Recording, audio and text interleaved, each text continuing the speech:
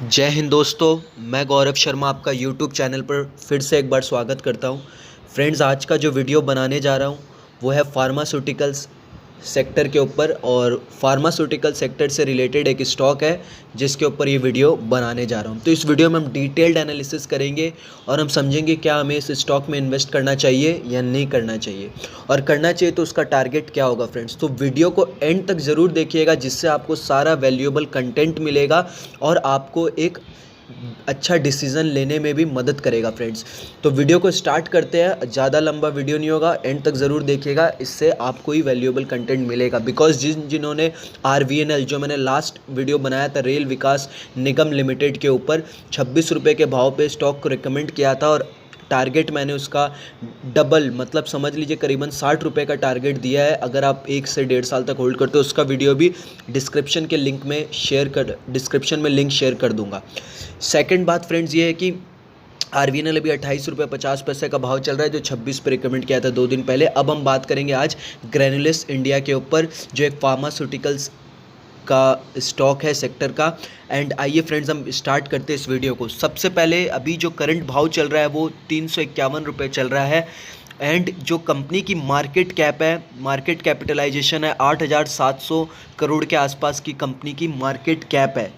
तो market cap जो है वो आपको मैं बताऊंगा कि कैसे निकाला जाता है, वो मैंने अपने पहले भी वीडियोस में शेयर किया, बट फिर भी आपको पता मार्केट कैप क्या होता है। अगर आप इस कंपनी को पूरा ख़रीदना चाहते हो तो 8,700 करोड़ में ये कंपनी पूरी आ जाती। तो मार्केट कैप ये हुआ कि वो निकलता कैसे, नंबर ऑफ़ शेयर, जैसे आप यहाँ देख रहे हो 24 करोड़ शेयर इशू, उसको आप जब मल्टीप्लाई करोगे करंट मार्केट शेयर की जो मार्केट प्राइस से, तो मार्केट कैप निकल के आ जाएगा।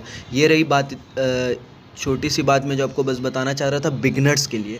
अब चलिए मेन जो चीज़ें हम जो इसके रेशियोज़ है वो समझ लेते हैं। वो है इसका सबसे पहला PE रेशियो हम देखेंगे जो 14 का है। तो हमने ये माना है कि PE रेशियो 10 के कम होना चाहिए तो वो अच्छा माना जाता है, बट यहाँ 14 का PE रेशियो है।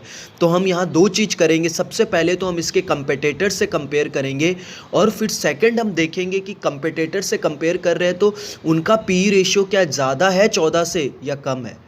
एंड सेकंड हम क्या करेंगे, एक इस कंपनी की ही सेल्फ, इसके अंदर की ही एनालिसिस करेंगे कि अगर चलो मुझे ये company price to earning ratio अगर 14 का मिल रहा है, मतलब PE रेशियो प्राइस से जो अर्निंग है 14 का हमें PE अगर रेशियो मिल रहा है, तो क्या इसकी ग्रोथ कैसी है। ग्रोथ 14 से ऊपर हो तो हमें अच्छा, मतलब ये हमारे लिए अच्छी बाइंग है, और एक मार्जिन ऑफ सेफ्टी भी मिलता है। तो अगर आप देखोगे प्रॉफिट ग्रोथ यहाँ पे 19% का प्रॉफिट ग्रोथ है। तो PE 14 का, बट प्रॉफिट ग्रोथ हमें करीबन 19% का मिल रहा है। तो ये एक अच्छी चीज़ है। तो हम 14 का PE पे भी इन्वेस्ट कर सकते हैं इस पे। बट अगर 14 का PE और हमें प्रॉफिट ग्रोथ मिल रहा होता मान लीजिए 10 का या 8 का, तब हमें इस पे इन्वेस्ट नहीं करना चाहिए था, या थोड़ा वेट करना चाहिए कि ये थोड़ा नीचे आए तब। तो PE के लिहाज से इन्वेस्टेबल है एकदम।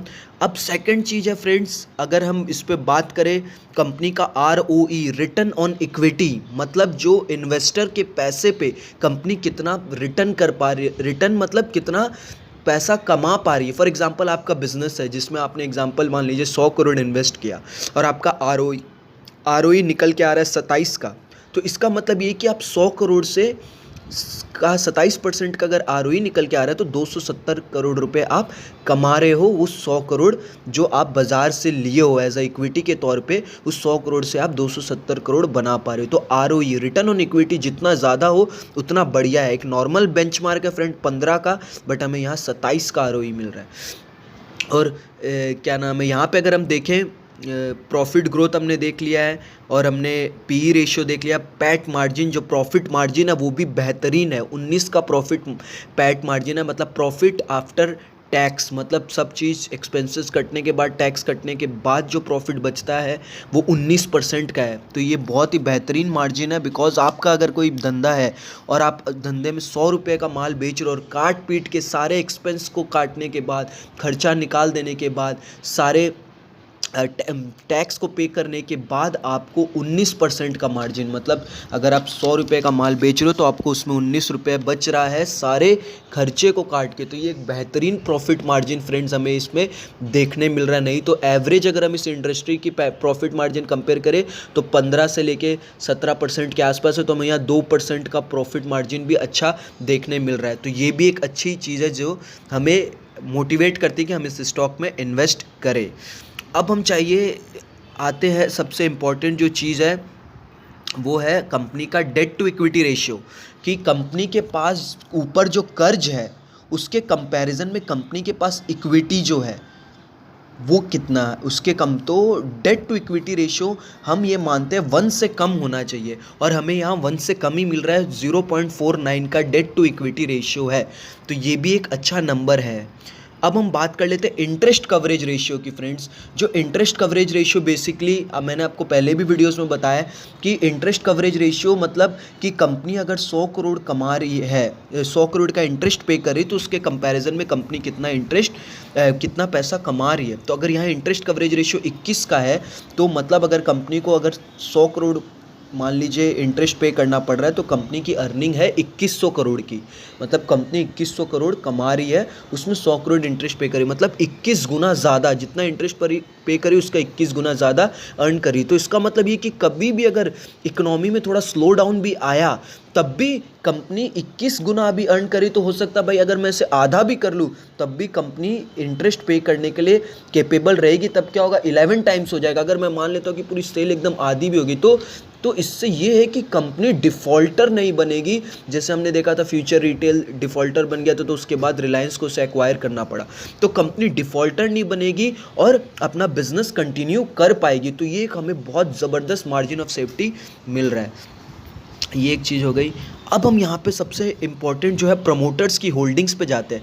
तो हम यहाँ देखते हैं मार्च में 2020 में प्रमोटर के पास 42% हिस्सेदारी थी, बट उसमें से अगर आप देखोगे 37% के आसपास जो हिस्सेदारी थी वो गिरवी थी, मतलब प्रमोटर ने अपनी हिस्सेदारी प्लेज करके रखी थी, गिरवी करके रखी थी करीबन 37% के आसपास, जिसे जून 2020 में घटा के 8% कर दिया गया। तो मतलब प्रमोटर ने अपनी जो हिस्सेदारी गिरवी रखी थी उसे भी घटा दिया, मतलब उसे मार्केट अब प्लेज क्यों करता है प्रमोटर, जैसे कोई पर्सनल पैसे की रिक्वायरमेंट हो गई या कंपनी में कुछ इन्वेस्टमेंट की ज़रूरत है और फंडिंग की ज़रूरत है तो अदर सोर्स से नहीं उठा पा रहे हैं फंडिंग, तो उस टाइम प्रमोटर के पास एक ऑप्शन रहता है जो हाँ वो अपनी हिस्सेदारी को गिरवी कर देता है, मतलब जो अपनी होल्डिंग है उसके अगेंस्ट में पैसा मार्केट से उठाता है।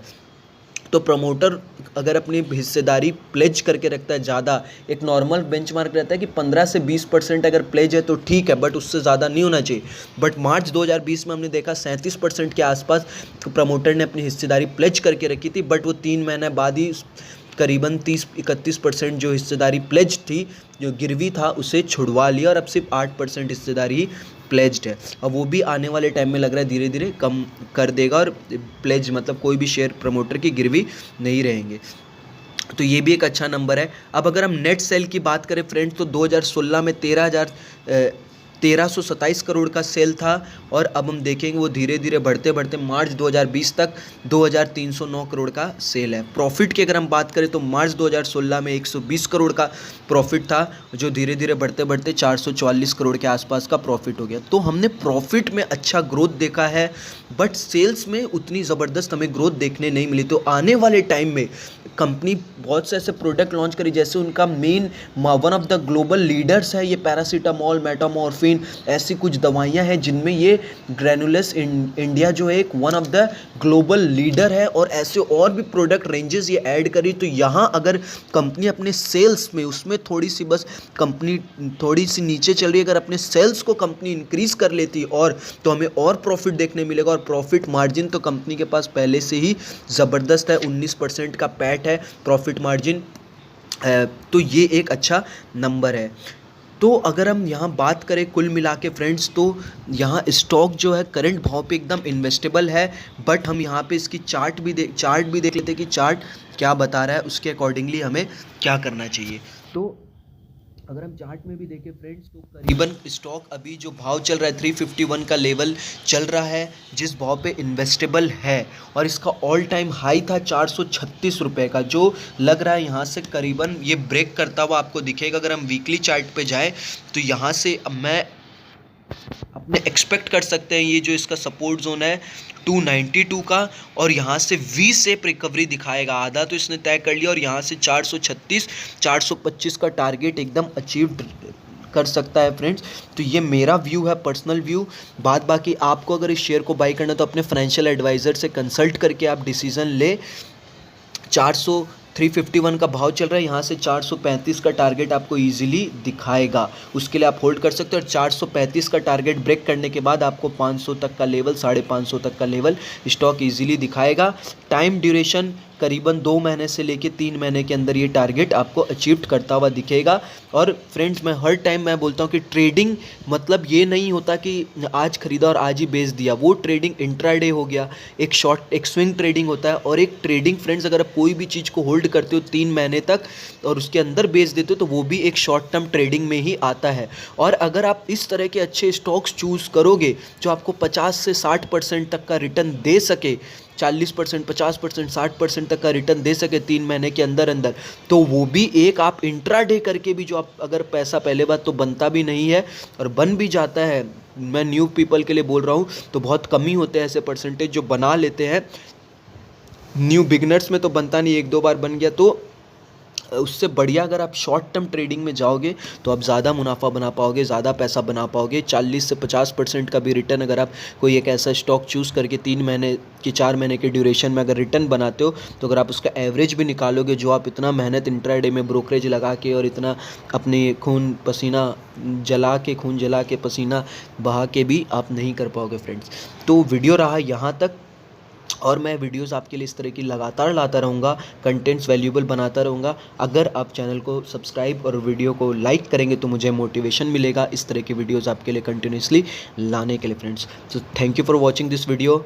जय हिंद।